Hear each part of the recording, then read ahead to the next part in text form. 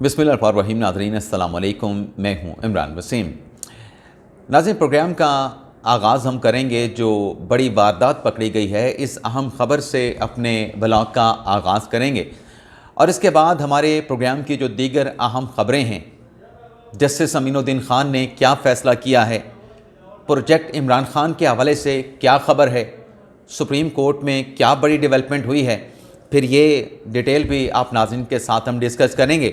लेकिन ब्लॉग का आगाज़ करने से पहले आप देखने वालों से चैनल सब्सक्रिप्शन की दरख्वास्त करेंगे कि जिन दोस्तों की जानिब से अभी तक हमारे चैनल को सब्सक्राइब नहीं किया गया, उनसे दरख्वास्त होगी कि चैनल को सब्सक्राइब कर लें, बेल आइकॉन का बटन प्रेस करें, वीडियो अगर पसंद आए तो इसे लाइक भी करें और शेयर भी करें। नाज़रीन, हमारी जो पहली ख़बर है कि बड़ी वारदात पकड़ी गई, इस नाज़रीन प्रोपेगेंडा कैंपेन में दो चीफ़ को टारगेट किया गया है।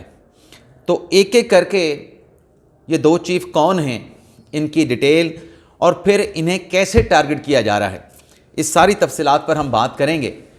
नाज़रीन, एक पाकिस्तान तहरीक इंसाफ को फॉलो करने वाली एक एंकर हैं, उनकी तरफ से एक प्रोग्राम किया गया, एक व्लॉग किया गया, जिसमें यह कहा गया कि मौजूदा जो चीफ़ इलेक्शन कमिश्नर हैं सिकंदर सुल्तान राजा, जो अपनी 4 साल की मियाद 26 जनवरी 2025 को मुकम्मल कर चुके हैं, वो तब तक इस ओहदे पर बरकरार रहेंगे जब तक हुकूमत की जानिब से मौजूदा यानी जो शहबाज शरीफ की हुकूमत है, उनकी जानिब से जो एक कानून साजी की गई है, उस कानून साजी की रोशनी में जो 8 फरवरी 2024 के इलेक्शन का जो रिकॉर्ड है, उस रिकॉर्ड को जला नहीं दिया जाता, उस रिकॉर्ड को तलफ नहीं कर दिया जाता, उस रिकॉर्ड को ज़ाया नहीं कर दिया जाता, तब तक मौजूदा हुकूमत जो है chief election commissioner Sikandar Sultan Raja को अपने ओहदे पर बरकरार रखेगी।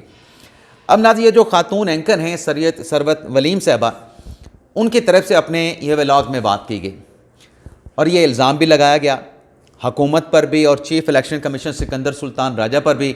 लेकिन बात यह नाज़रीन, अब जहाँ जहाँ तक उनका ये व्लॉग पहुँचा है, उन देखने वालों की नज़रों में, जहनों में एक सवाल ने तो जन्म लिया होगा कि मौजूदा हुकूमत क्या वाकई ही इलेक्शन के रिकॉर्ड को तलब करना चाहती है, इसीलिए सिकंदर सुल्तान राजा साहब को अपने ओहदे पर रिटेन किया गया है।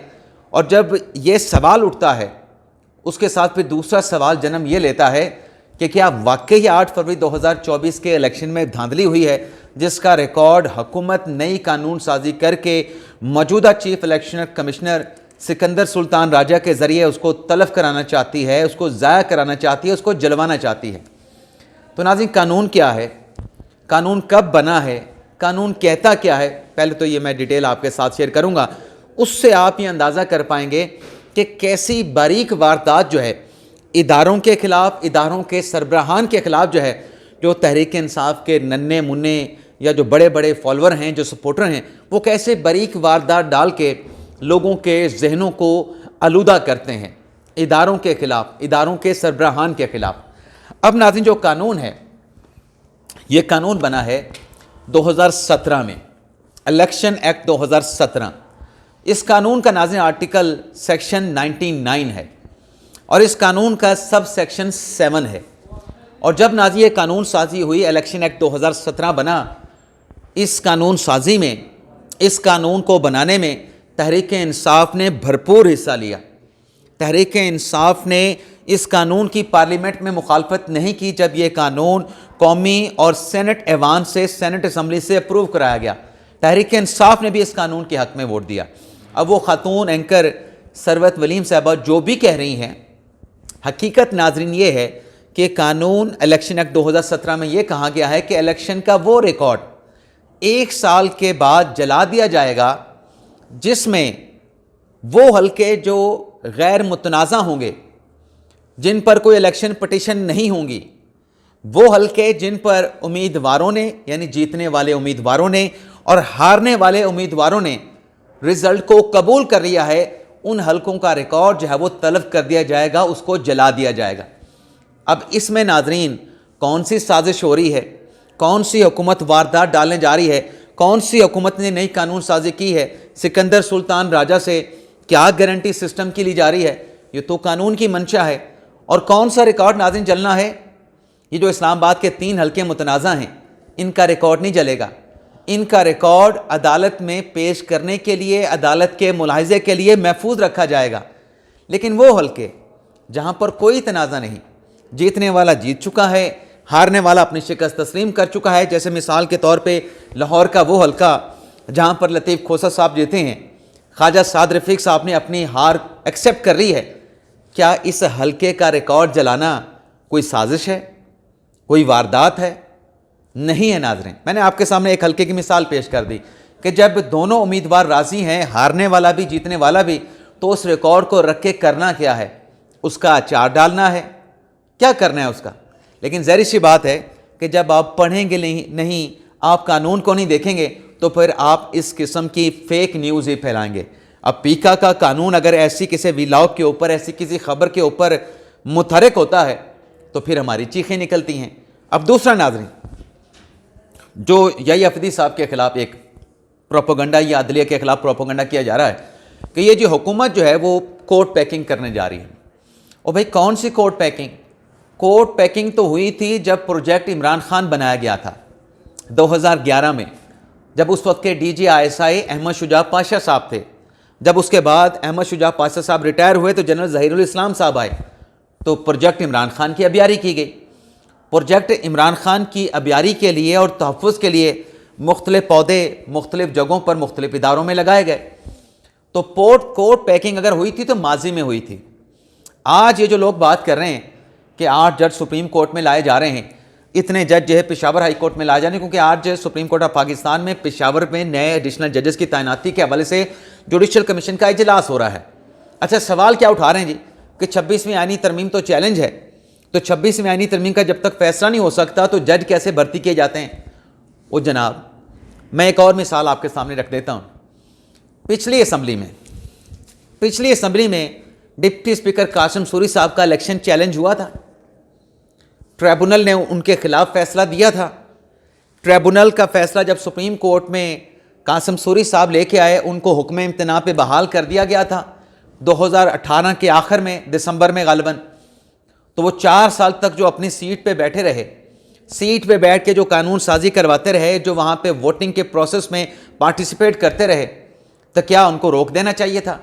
جب تک ان کے حلقے کا الیکشن نہیں ہوتا وہ پورے فل فلج جو ہے وہ رکن اسمبلی تھے، آپ اس کو نہیں روک سکتے. تو جب تک 26ویں آئینی ترمیم موجود ہے، اگر اس ترمیم کے تحت جوڈیشل کمیشن کے اجلاس اور جوڈیشل کمیشن کے اجلاس کے ذریعے بھرتیاں ہو رہی ہیں، وہ کیسے غلط ہو سکتی ہیں؟ پھر تو قاسم سوری صاحب کا ڈپٹی اسپیکر کے طور پہ بیٹھنا، ووٹنگ کے پروسیس میں بیٹھنا اور باقی لیجسلیشن میں حصہ لینا وہ بھی غلط تھا. پھر وہ آپ کو قبول ہے، یہ آپ کو قبول نہیں. وہ کہتے ہیں نا کہ میٹھا میٹھا ہپ اور کڑوا کڑوا تھو. اب کہتے ہیں جی کہ جو 5 ججز نے لیٹر لکھا ہے، ان 5 ججز کے لیٹر میں تو الجہاد ٹرسٹ کے فیصلے کا حوالہ دے دیا گیا ہے. جج تو ٹرانسفر نہیں ہو سکتا، جج کی سینیورٹی جو ہے وہ سب سے جونیئر جج کی ہوگی. اگر اسلام آباد ہائی کورٹ میں آ جاتا ہے، ہائی کورٹ میں آنے کے بعد اس کو نیا حلف اٹھانا پڑے گا. ناظرین 5 ججز نے جو اپنے لیٹر میں کہا کہ ہائی کورٹ سے جج کو اسلام آباد ہائی کورٹ میں لانا یہ آئین کے ساتھ فراڈ ہے. اب یہ تو اسلام آباد ہائی کورٹ کے ججز کی اپنی رائے ہے اور ججز اپنی رائے دے سکتے ہیں. ججز کی رائے پہ ہم کیا کہہ سکتے ہیں؟ لیکن ناظرین 26ویں آئینی ترمیم کے بعد جو بڑی ڈیولپمنٹ ہوئی ہے نا، وہ یہ ہے کہ جتنے اس قسم کے فیصلے ہیں، اب الجہاد ٹرسٹ کیس کا فیصلہ کیا ہے؟ الجہاد کیس کا فیصلہ کیا ہے؟ میں ٹرسٹ کہہ رہا تھا، ٹرسٹ نہیں. الجہاد کیس کا فیصلہ کیا ہے؟ الجہاد کیس کا فیصلہ یہ ہے کہ ججز کی اپوائنٹمنٹ سینیورٹی کی بنیاد پہ کی جائے گی. تو سینیورٹی والا نقطہ تو ویسے ہی 26ویں آئینی ترمیم میں ختم ہو چکا ہے. نئے رولز بن چکے ہیں، نیا پروسیجر آ چکا ہے ہائی کورٹ میں اپوائنٹمنٹ کے لیے، سپریم کورٹ میں اپوائنٹمنٹ کے لیے. تو الجہاد ٹرسٹ کے کیس کا جو فیصلہ ہے، الجہاد کیس کا جو فیصلہ وہ تو متروک ہو چکا ہے. اب تو آپ نے مجوزہ طریقہ کار کے مطابق ہائی کورٹ اور سپریم کورٹ میں تعیناتیاں کرنی ہیں، چاہے ایڈیشنل ججز کی ہیں، چاہے چیف جسٹس صاحبان کی ہیں، چاہے سپریم کورٹ میں ججز کی ایلیویشن ہے. تو یہ اس قسم کی ناظرین جو باتیں کر کے ایک طرف ٹارگٹ سکندر سلطان راجہ صاحب، دوسری طرف ٹارگٹ چیف جسٹس یحییٰ افریدی صاحب، اور تیسری طرف شاید انڈائریکٹلی جو ہے وہ آرمی چیف کو ٹارگٹ کرتے ہیں کہ یہ ان کے لیے نظام بنا ہے، یہ نظام سارا انہوں نے کھڑا کیا ہے. کوٹ پیکنگ کی جا رہی ہے. قاضی فیصل کے دور میں بھی جب حکومت سپریم کورٹ کے ججز کی تعداد بڑھانے جا رہی تھی، تب بھی بڑے بڑے جو گادریوں نے، یوٹیوبر نے دعوے کیے تھے کہ حکومت یہ قانون بنائے گی، دوسرے دن جو ہے وہ سپریم کورٹ میں ججز کی تعداد میں اضافہ کر دیا جائے گا، اور جو مخصوص نشستوں والے جو ججز ہیں، مخصوص نشستوں کا فیصلہ دینے والے، وہ اقلیت میں چلے جائیں گے، نئے جج آ جائیں گے، وہ اکثریت میں آ جائیں گے، قاضی فائزی صاحب، اور مخصوص نشستوں کا فیصلہ بدل دیا جائے گا۔ یہ پروپیگنڈا کیا گیا نا، ابھی بھی ریکارڈ پہ موجود ہوگا، لیکن کیا ایسا ہوا؟ جج سپریم کورٹ میں بھرتی ہوئے، یا قاضی فائز صاحب نے مخصوص نشستوں کا فیصلہ جج بھرتی کر کے تبدیل کیا؟ اس وقت تو بڑے دعوے کیے گئے تھے۔ ناظرین، کورٹ پیکنگ ماضی میں ہوئی تھی، ماضی میں کورٹ پیکنگ ہوئی تھی پروجیکٹ عمران خان کے لیے۔ اب تو جج بھرتی کیے جا رہے ہیں عدالتوں میں، اس میں کچھ ناموں پہ اعتراض ہو سکتا ہے میرا بھی اعتراض ہو، لیکن کورٹ پیکنگ کی جو بات کرتے ہیں وہ court packing project Imran Khan کی ابیاری اور اس کے تحفظ کے لیے کی گئی تھی۔ اب ناظرین اگلی خبر پہ چلتے ہیں۔ سپریم کورٹ میں جیسا میں نے کہا کہ ایک تو جوڈیشل کمیشن کا اجلاس ہو رہا ہے پشاور ہائی کورٹ میں نئے جج اپوائنٹ کرنے کے حوالے سے، تو وہ تو جوڈیشل کمیشن کا اجلاس ہو جائے تو اس کی ڈیٹیل ہم نیکسٹ ویڈیو لاگ میں آپ کے ساتھ ہم شیئر کریں گے کہ ایڈیشنل کون سے ججز جو ہے پشاور ہائی کورٹ میں لگائے گئے ہیں۔ لیکن آج اس کے ساتھ ساتھ ایک اور ڈیولپمنٹ سپریم کورٹ میں یہ ہوئی ہے کہ جو عمران خان صاحب کے دستے راز تھے، جنہوں نے جا کے عمران خان صاحب کے خلاف گواہی بھی دی عدت نکاح کیس میں کہ خان صاحب نے بشرا بی بی صاحبہ کے ساتھ جو نکاح کیا ہے وہ عدت میں کیا گیا ہے، عدت پوری نہیں ہوئی تھی، ہم نے ایک نکاح کے بعد پھر ہمیں دوسرا نکاح جو ہے پڑھوانا پڑا۔ آن ریکارڈ اون چودھری صاحب کے سٹیٹمنٹ موجود ہیں، اور مفتی سعید کو اسلام آباد سے لاہور لے کے جانے کی ذمہ داری بھی ان کے پاس تھی۔ اون چودھری نے ناظرین کیا یہ کہ پی ٹی آئی سے جب ان کو نکال دیا گیا، یا جب وہ پی ٹی آئی سے الگ ہو گئے تو وہ چلے گئے استحکام پاکستان پارٹی میں۔ لیکن جو ناظرین 9 مئی ہوا، 9 مئی کے معاملے کو جواز بنا کے عمران خان صاحب کے سابق دستے راز پاکستان تحریک انصاف کے سابق رہنما اون چودھری نے ایک پٹیشن عمران خان اور تحریک انصاف کے خلاف سپریم کورٹ میں دائر کی تھی۔ اس پٹیشن میں ناظرین تحریک انصاف پر پابندی لگانے، آسان الفاظ میں اگر بتاؤں تو تحریک انصاف کو بطور سیاسی جماعت تحلیل کرنے کے استدعا کی گئی تھے۔ اس درخواست میں ناظرین اون چودھری نے عدالت سے یہ کہا کہ پاکستان تحریک انصاف کے لوگوں نے، رہنما نے 9 مئی کیا ہے، انہوں نے لوگوں کو اشتعال دلایا ہے، نفرت انگیز تقریریں کی ہیں، بیانات دیے ہیں، یہ سیاسی جماعت نہیں رہی، یہ سیاسی جماعت کی لائن کو کراس کر چکی ہے، یہ نفرت پھیلا رہی ہے۔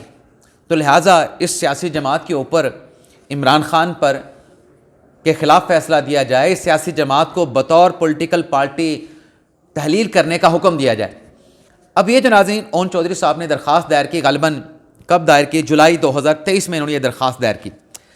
اس درخواست میں ناظرین اسٹار آفس نے، اس وقت قاضی فائصل صاحب جو ہے وہ چیف جسٹس آف پاکستان تھے، اس درخواست کے اوپر اسٹار آفس نے اعتراضات لگا دیے۔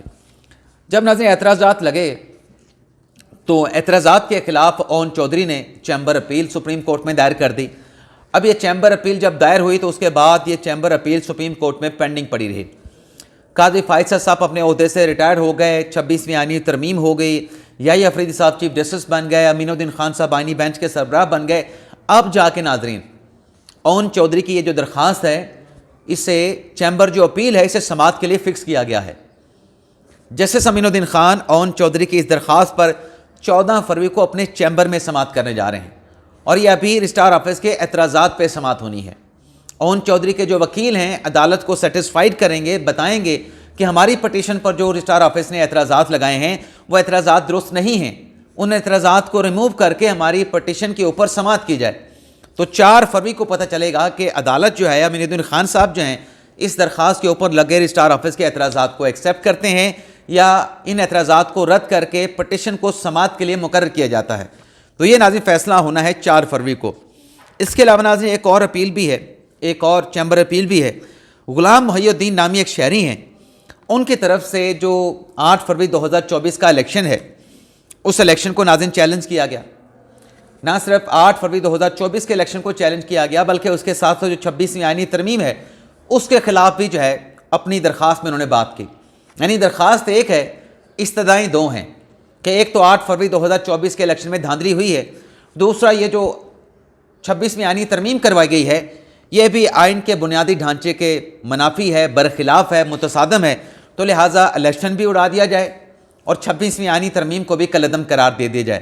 تو یہ درخواست بھی ناظرین جو چیمبر اپیل ہے جب یہ دائر ہوئی، اس پر بھی اسٹار آفس کے اعتراضات لگے تھے اس درخواست کو بھی ناظرین جسٹس امین الدین خان صاحب نے چیمبر اپیل کو 6 فروری کو جو ہے سماعت کے لیے مقرر کیا ہے، اور جسٹس امین الدین خان صاحب جو ہیں اس درخواست پر اپنے چیمبر میں جو ہے وہ سماعت کرنے جا رہے ہیں۔